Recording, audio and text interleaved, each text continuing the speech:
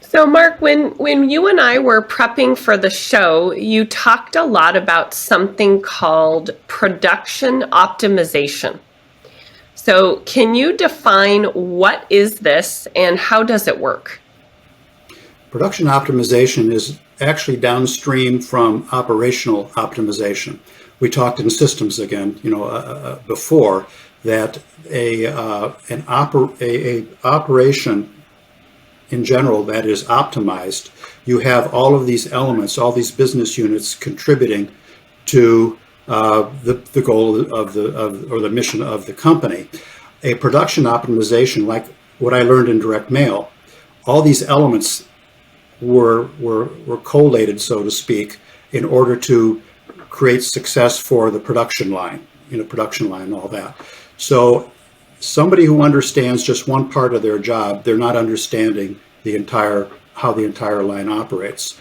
And this is something I talked to one company about. I said, you can't have your workers only working in one area of the production line and never in others, because they'll never understand the entire system. A production line, optimized production line, is a system.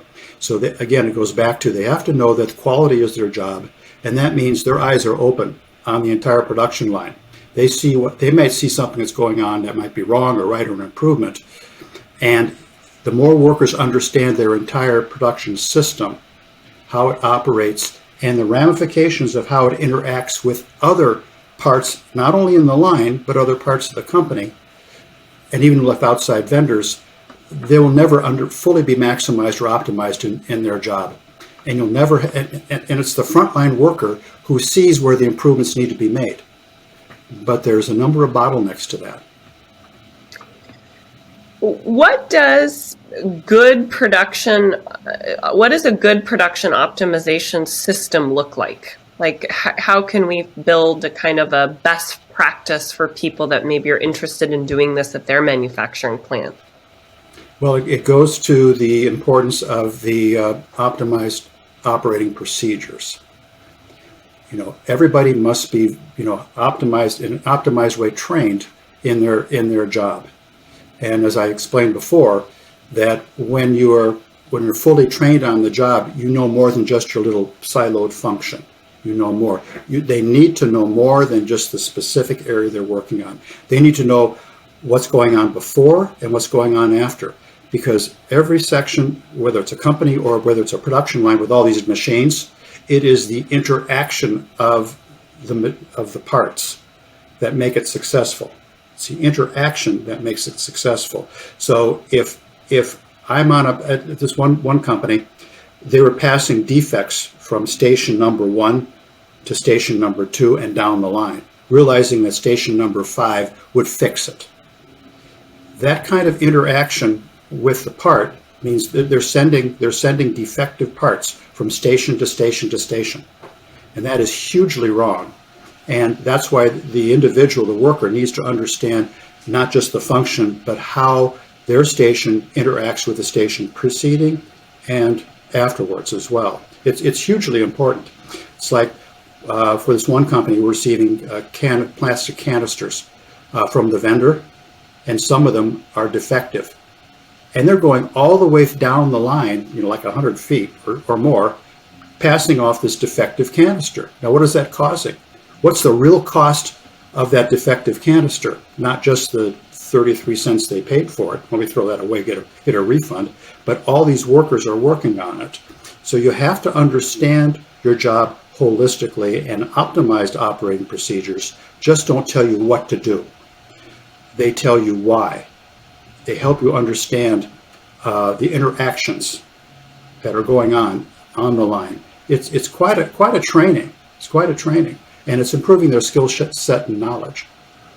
Yeah, it seems like it would almost be something where you set your team in shifts, and every 2 weeks or however much time you're doing different parts of the production line. So everyone on the team eventually is going to know how to do every step of the process. So somebody's out sick, you have an emergency, something comes up. It's almost like you can plug employees anywhere in the production line without having an impact to the actual production schedule. That's exactly right. And that's something I tell them. You've got to switch them around. I mean, for boredom's sake, at least, because some of the tasks can be pretty mundane for 8 hours, So this seems like what I would call a no-brainer. Why wouldn't everybody want to do this? Seems like their employees will be happier. They'll have increased their skill sets. They'll have a voice. Why do so few manufacturers actually optimize their production? I'm kind of baffled by this. I can't speak for all manufacturers, but I was really surprised because I have a continuous improvement, consulting firm, and it's not just about standard operating procedures. Obviously, it's about many areas. But I was just surprised at some of these large companies who would reach out to me and say, "We need them redone." They had them, but they need them completely revamped because they were missing so many things. They were having such trouble with defects, and rework, and I'm not sure they really understood the full cost of it either.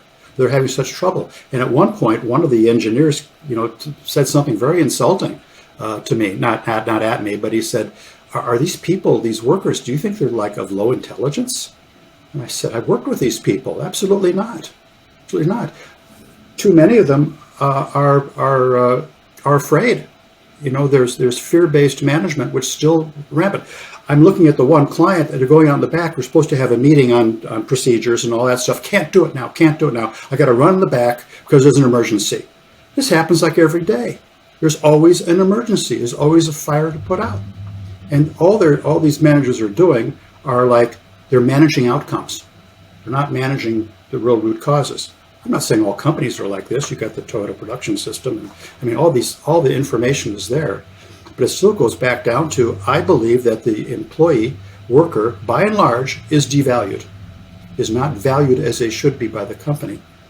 And they tell me things. They tell me, ways to make improvements. And so, I mean, they're a great resource for that. It is, I'm not sure what it really is, Sarah. It's just, this is free.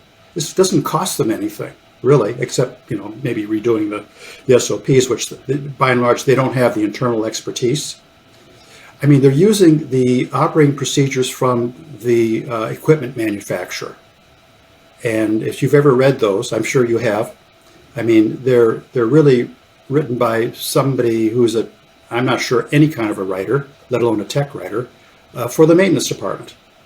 And if it's especially put together by a foreign company, you see some of the darndest phrases in there, which are useless for the operator to learn about how to do their job in a maximized way and quality. So what have you seen as been kind of the trigger point where leadership teams come to the realization that, wow, we need to do something different, right? Status quo is very comfortable. It's very easy for all of us, right? We get set in our ways. It is. So I'm assuming it's some sort of impact to revenue or some significant impact in the business being shut down or not being able to fulfill large customer orders. Yeah, well, there's a number of bottlenecks on this. I think when I say fear-based management, one CEO came up to me and he said, "Mark, you've got to help us cut costs." And I said, "You've got that completely backwards. A strategy for cutting costs is like a strategy for saying, I want to go out of business." The problem with that is the reversal of that is improved quality and costs will reduce automatically. You won't have the defects. You won't have customers that are sending products back. Some of the unknowns, the intangibles, are like, what's the cost, the real cost of a customer that leaves you and goes to a competitor? What is that real cost? Kind of an intangible, but maybe not. But it's really sitting there on the table. What is it worth you to keep your customers instead of giving them to your competition because of poor quality? Mm-hmm. So, impact to revenue sounds like that's one thing. What else have you seen work in convincing leaderships to empower their employees to make improvements? We may have people listening who aren't necessarily the decision maker, but would love to see this happen at their organization. I mean, that's why I have a coffee table conversation with these companies and say, well, let's take a look at what you have and why do you think it's not working, or what really is not working? What is preventing your profitability or you making your numbers? What are those areas? And so we have to look at those bottlenecks and prioritize them. But one big area to me, I think, is defects. One company said, well, we've got like $300,000 a month in defects and rework and all these costs. And so I'm saying, well, that's hitting not just hitting your bottom line, but it's preventing you from offering a product at a lower price that can be produced faster. Because defects, of course, slow down the production line as well. You're not going to make your numbers. They want 85,000 a day. They're producing 55,000 a day. And I'm looking at pallets and pallets, thousands of defects, rework, sendbacks, and all that. But I don't think they're looking at it systemically, on how this is affecting everything. Who is the one that's touching the product the most? That's going to be the frontline worker, by and large. Who's the one that's going to know what the problems are? I mean, I had them give me ideas that were the darndest solutions. Some work, some not. But they've got ideas on how to do it. So we need an environment in the production facility of testing. This is something I've almost never seen. With the business world, it's always been ready, fire, aim. Here's an idea, we're going to go out with it and see what happens, and if it doesn't work, it doesn't work. But in the manufacturing environment, we need a testing laboratory going at all times. Can we try something? No, we can't stop the machine for a minute. Well, you have to. You have to. Because you're going to stop it anyway with all the defects and rework and everything. So let's do some heavy testing. That's something that I really, it's more than bring to the table, but I really emphasize with the clients. And who are those people that should be sitting at that table, the test table? Frontline workers for sure, middle managers for sure, whoever we can find. Vendors are treated like, buy them by procurement, get the lowest price. So that lowest price has ended up costing us how much in production? Does anybody know that? If we paid more for the raw materials to get a better product, we had a vendor that was truly a partner at the table with us, or the machine manufacturer sitting at the table with us, and so who's on that team, who's on that bus? And that's something I think can make a tremendous difference. I mean, where's the downside? Mark, what does you talked a lot about testing, which I'm in alignment. I think that's so important in a manufacturing plant to not only be testing for new products, but testing for ways to produce what you have more efficiently and more effectively. Mm-hmm. What does a good testing process look like to you? Well, you start with the bottleneck. What's the bottleneck that you think might be the game changer? What is that? And we're saying that if, like in the theory of constraints, you have five machines in a row, and one's doing 10, one's doing 10, one's doing 3, the other one's doing 10 and 10. Well, your average is going to be 3 at all times, And so, what are we doing to exploit that bottleneck, the one that's doing 3? And I'm saying that what will make a difference? You can test almost anything. This is not totally true, but you could test almost anything manually or without much expense. So if this is producing 3, what will it take to have, either we get another machine in to get that up to 6, or whatever those problems are, we create scenarios. We create a scenario on what would happen if we could do this.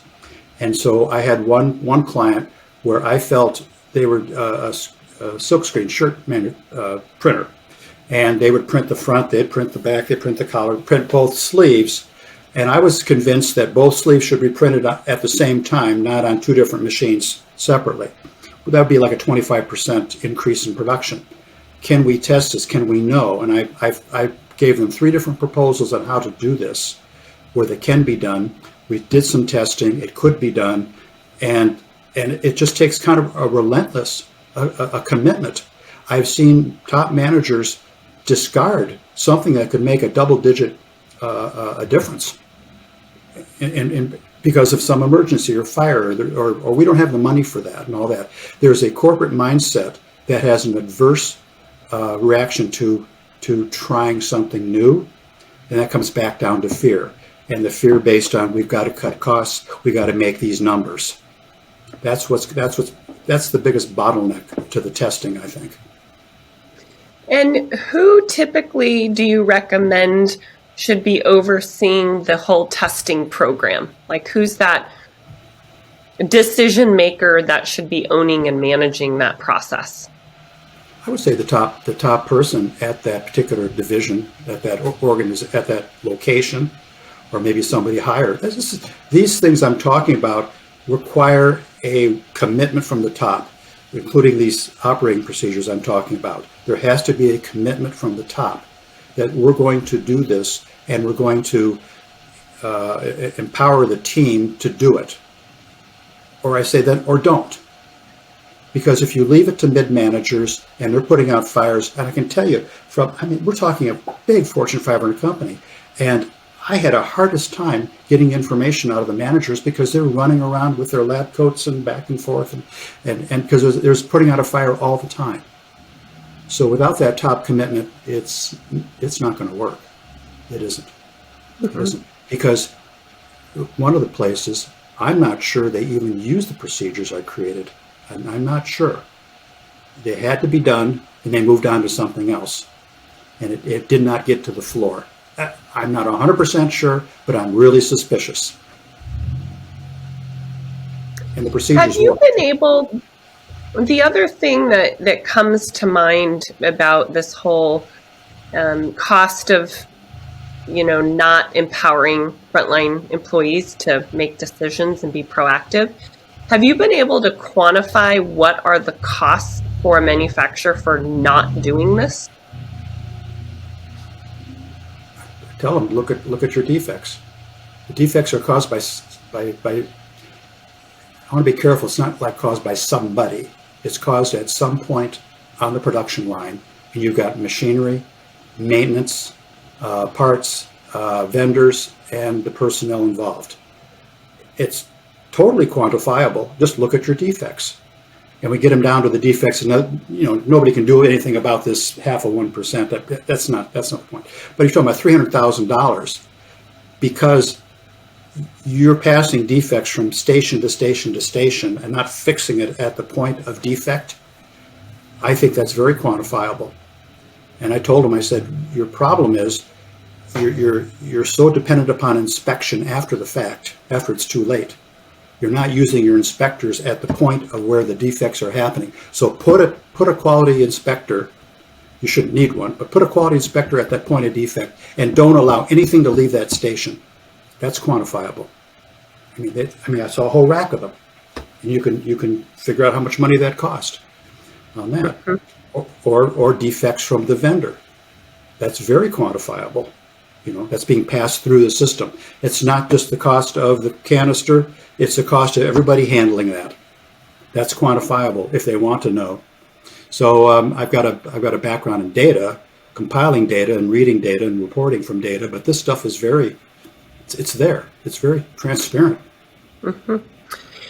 So it sounds like defects are a really important part of the identification process. And once you can see how many defects you have, you can pretty quickly come up with a calculation, right? And then when you actually see a number, I think it can sometimes be more impactful than just talking about something without hard metrics behind it.